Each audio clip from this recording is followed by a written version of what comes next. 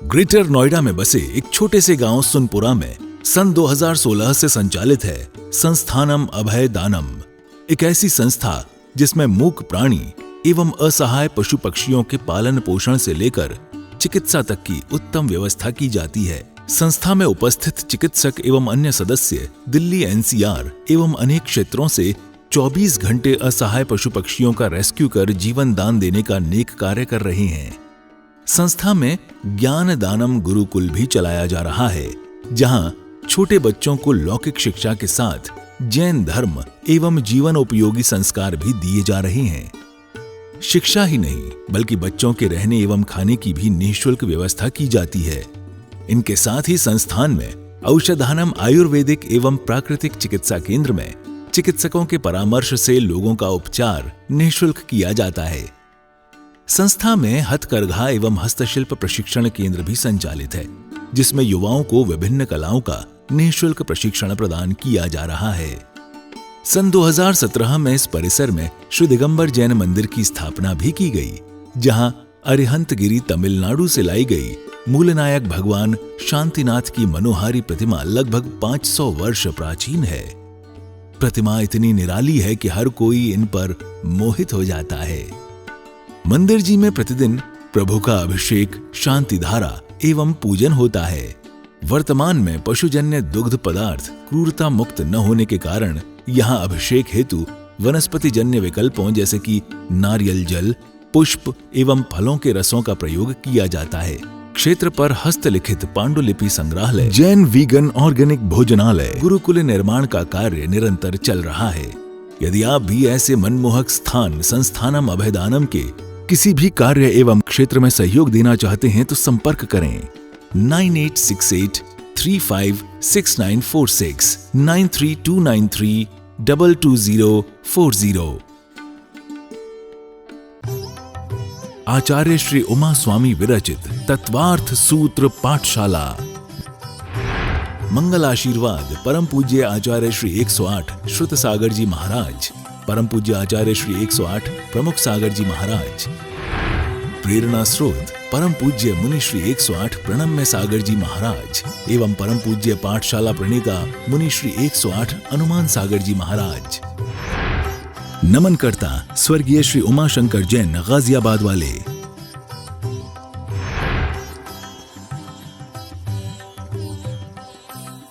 किसी चीज को कुछ और समझ लेना जो उसका गुण है ही नहीं, अपने मन से कुछ भी उसको मान लेना। हमने जब पहला अध्याय देखा था ना, नशे में कोई व्यक्ति है तो नशे की अवस्था में कभी वो कुछ कहेगा, कभी वो कुछ कहेगा, पागल व्यक्ति है, मतवाला है। देखा था ना हमने पहले अध्याय में जो सूत्र आया था। तो मिथ्यात्व श्रद्धान है ना, कुछ भी मन से जो मर्जी आए। हमने उदाहरण देखा कि ये जो हम तत्वासूत्र पढ़ रहे हैं, जिन दर्शन पढ़ रहे हैं, इसमें संसार के स्वरूप के बारे में आगे आपको तीसरे अध्याय में आएगा। तो जो हमारे आज के वैज्ञानिक हैं, बड़े बड़े वैज्ञानिक हैं, सब जगह बच्चों की किताबें हैं, पुस्तकें हैं, बड़े बड़े लोग उसके आधार पर व्यवसाय भी कर रहे हैं, व्यापार भी कर रहे हैं, नौकरी इत्यादि भी कर रहे हैं।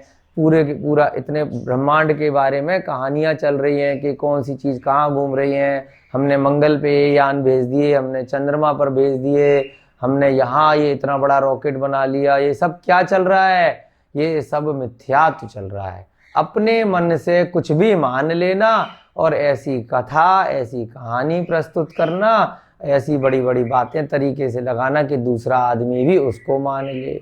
व्यापार सबका चल रहा है, लेकिन कैसे चल रहा है? मिथ्यात्व की वजह से चल रहा है। जो है ही नहीं, जब सूरज घूम रहा है, साक्षात दिख रहा है, उसको बता देना कि वो एक जगह स्थिर है। जब सूर्य तारा है ही नहीं, उसको कह देना कि ये तारा है ना। जब चंद्रमा अपनी अलग उसकी दिशा है घूमने की, उसको बिल्कुल विपरीत बता देना कि वो पृथ्वी के चारों तरफ घूम रहा है। जब पृथ्वी स्थिर है, अभी आप अगले अध्याय में पढ़ेंगे इसी सब बहुत डिटेल में, जब पृथ्वी स्थिर है उसको बता देना कि वो घूम रही है। बहुत सारी चीजें, ये सब कौन सा श्रद्धान है?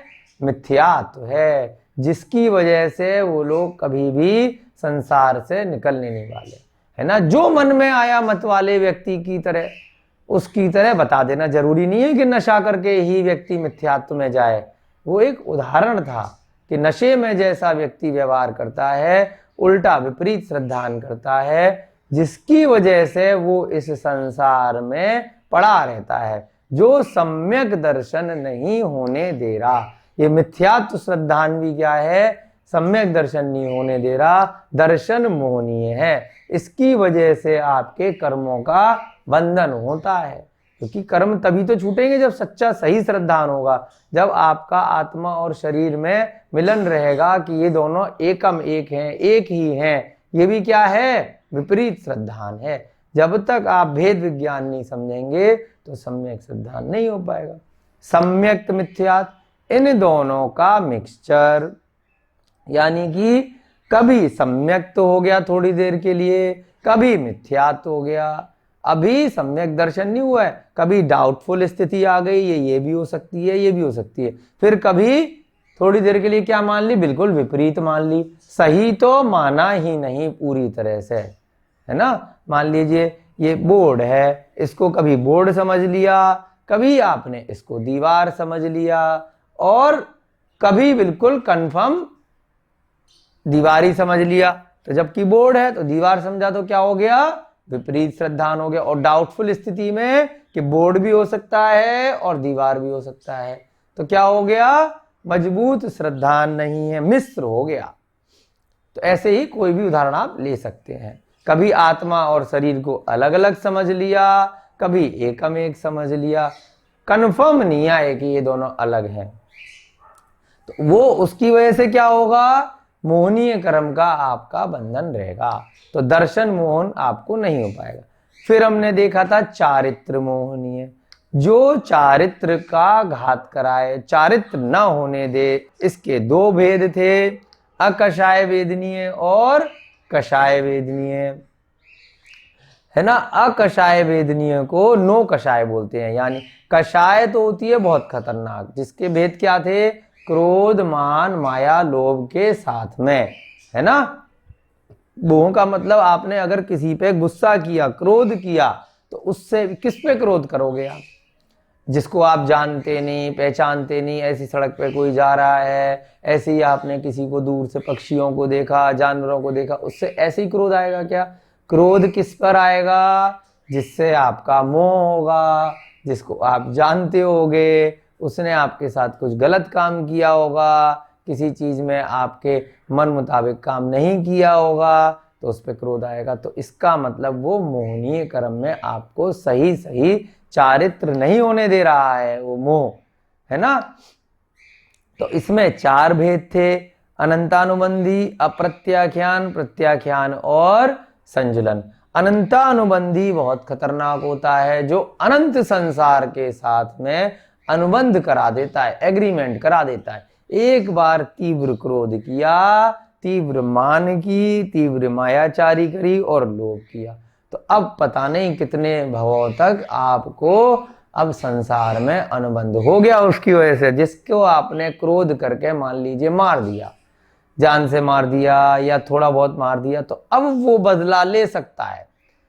आपने इतना भयंकर मोह कर लिया कि आपको 70 कोड़ा कोड़ी सागर तक उसका परिणाम भुगतना पड़ सकता है। या तो वो ही बदला लेगा, या कोई अन्य जीवाकर, या आपकी प्रकृति में कभी भी आपको उसका फल, उसका उदय आ सकता है 70 कोड़ा कोड़ी सागर तक। अभी हम जब अगले अध्याय में देखेंगे कोड़ा कोड़ी सागर कितने वर्षों का होता है, बहुत असंख्यात वर्षों का होता है। ऐसे ही ये सब कसाय के साथ में वेदना कराते हैं, क्योंकि आपने मान किया, घमंड किया, उस समय आपको बहुत मजा आ रहा है, मैं इतना बड़ा आदमी हूं, मैं ये हूं, मैं वो, लेकिन वो क्या है, कषाय है, वो आपको मोह करा रही है, वेदना दे रही है।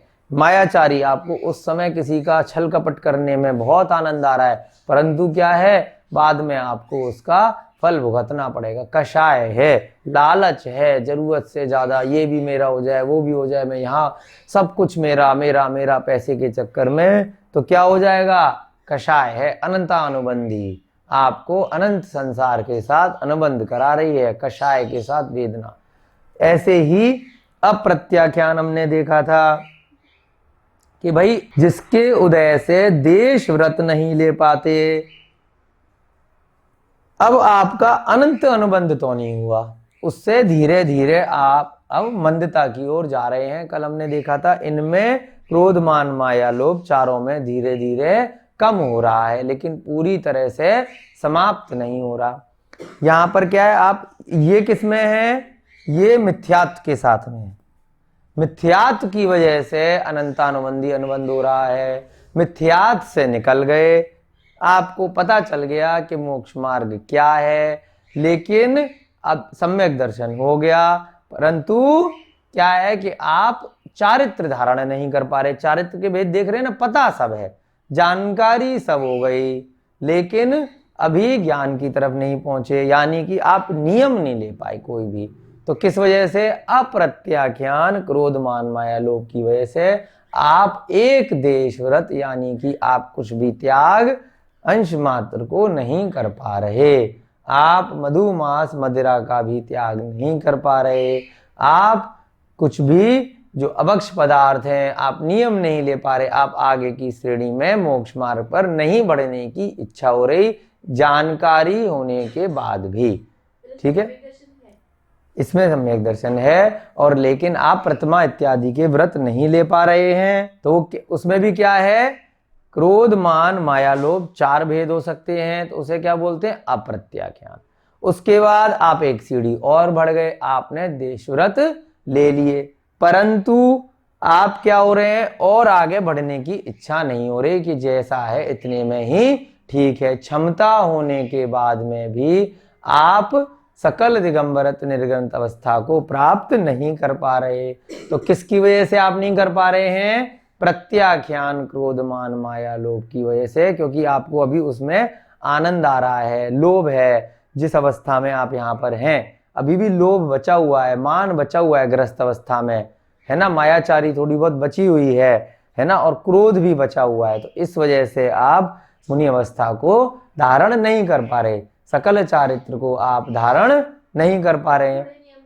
थोड़े नियम लिए, एक देश नियम, यहाँ पर एक देश नियम भी नहीं लिए, यहाँ पर एक देश नियम ले लिए हैं, परंतु मुनि अवस्था को नहीं ले रहे। क्यों नहीं ले रहे, क्योंकि अभी उसी में आनंद आ रहा है, क्रोध मान माया लोभ बची हुई है, बट मंदता आ रही है। यहां पर सबसे ज्यादा था, थोड़ा कम हुआ, थोड़ा और कम हुआ, फिर अंत में संजुलन कषाय। संजुलन कषाय माने दिगंबरत्व ले लिया, यानी कि मुनि बन गए, परंतु वास्तव में वो उस अवस्था में नहीं पहुंचे जो मोक्ष में आपको पहुंचा दे। अभी कौन सी रह गई, अभी गुण स्थान में आप नीचे रह गए हैं। संजुलन कषाय बोलते हैं कि कभी कभी क्या होगा कि आप थोड़ा सा क्रोध, थोड़ा सा मान, थोड़ा सा मायाचारी, थोड़ा सा लोभ बहुत ही कम अवस्था में कभी कभी आ जाएगा, क्योंकि जब आप ध्यान अवस्था में ना होंगे तो उस समय मुनि महाराज के संजुलन कषाय रह जाती है। संजुलन बोलती हैं जो यथाख्यात चारित्र को न होने दे। वास्तव में चारित्र का क्या मतलब है कि सीधे सीधे फिर आगे के गुण स्थानों में आप पहुंचते जाएंगे और केवली अवस्था में पहुंच जाएंगे। उससे पहले की जो अवस्था थी संयम के साथ कषाय, इसको बोलते हैं। संयम ले लिया आपने, सारे नियम ले लिए, सब परिग्रह का त्याग कर दिया, परंतु बहुत थोड़ी बहुत कषाय रह गई।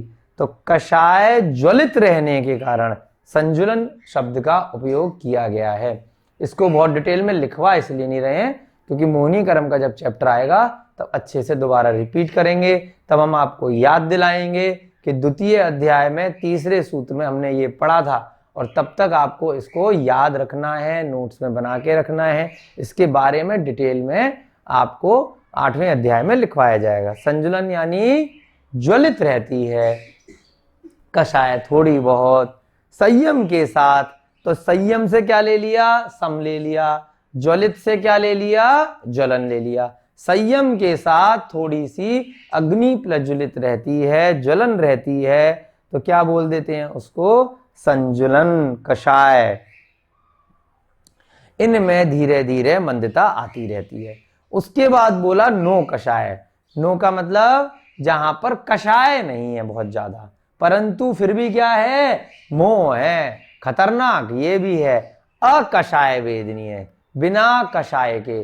कषाय माने क्रोध मान माया लोभ नहीं है, लेकिन फिर भी भयंकर मोह है, जिसकी वजह से चारित्र नहीं हो पा रहा है ना।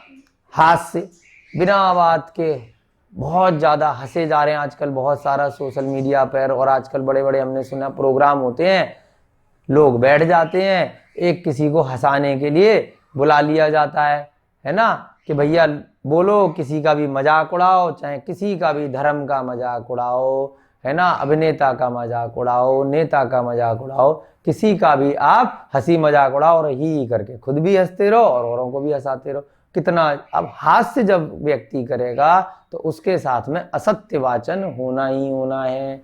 वो भी किसका भेद है, मोहनीय कर्म में। इसकी वजह से क्या होगा, आपको चारित्र नहीं हो पाएगा, चारित्र गुण का घात कराएगा, है ना। उसके बाद रति, रति माने किसी भी चीज से, किसी व्यक्ति से, किसी जीव से क्या है, बहुत आपको प्रीति है, मोह है। चाहे वो पुत्र से हो सकता है, चाहे वो पति से हो सकता है, चाहे वो बच्चों, आपको किसी भी वस्तु से हो सकता है, धन से हो सकता है, परिग्रह से हो सकता है। ये सब क्या है, रति। रति माने आपको मोह करना, प्रीति कराना। प्राकृतिक वातावरण में स्थित है। यहाँ बहुत सुंदर हसमुख प्रतिमाएं, नेमिनाथ भगवान की, मुनीश्वरन भगवान की दर्शन करके मन प्रफुल्लित हो जाता है। यहाँ पे गौशाला चल रही है, पशु पक्षियों के लिए प्राकृतिक वातावरण है और खाने की भी यहाँ उत्तम व्यवस्था है। बहुत ही अच्छा लगा, बार बार आने का मन कर रहा है। तीर्थंकर लेनी आना चाहिए, सभी जैन बंधु यहाँ पधारे और दर्शन करके अपने आप को कृतार्थ माने, धन्य माने। नदी के अंदर से ये प्रतिमा निकली है, ये पूरा मंदिर नदी में से निकला है। आप सभी को यहाँ के दर्शन करने चाहिए और जरूर से आना चाहिए। यहाँ पे गौशाला और हथकरघा का काम भी चलता है और बहुत ही अतिशयकारी प्रतिमा है, बहुत ही सुंदर, जिसको देखते ही मन ऐसा करता है कि बार बार यहाँ मंदिर आए और बार बार दर्शन करें। प्रतिमा इतनी अतिशयकारी है कि दोबारा वापस मंदिर फिर दर्शन करने आए हम लोग। आचार्य श्री उमा स्वामी विरचित तत्वार्थ सूत्र पाठशाला। मंगल आशीर्वाद परम पूज्य आचार्य श्री 108 श्रुत सागर जी महाराज, परम पूज्य आचार्य श्री 108 प्रमुख सागर जी महाराज। प्रेरणा स्रोत परम पूज्य मुनि श्री 108 प्रणम्य सागर जी महाराज एवं परम पूज्य पाठशाला प्रणीता मुनि श्री 108 अनुमान सागर जी महाराज। नमन करता स्वर्गीय श्री उमाशंकर जैन गाजियाबाद वाले। प्रायोजक ज्ञान दानम गुरुकुल।